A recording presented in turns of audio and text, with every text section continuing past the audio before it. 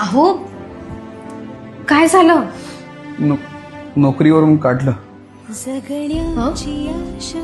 मला, अशोकला, सागरला, समीरला, आम्हाला 4-5 जणांना कारण न देता काढलं नोकरीवरून. अहो हप्ता कसा भरू या घराचा? भीती वाटते.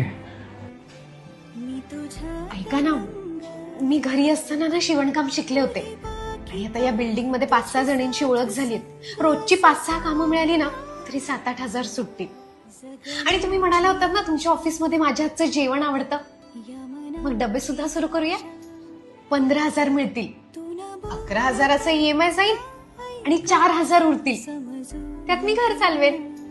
रश्मी, तू इतकी वर्ष तुम्ही मला राणीसारखं ठेवलं, आता मी तुम्हाला राजासारखं ठेवणार आहे.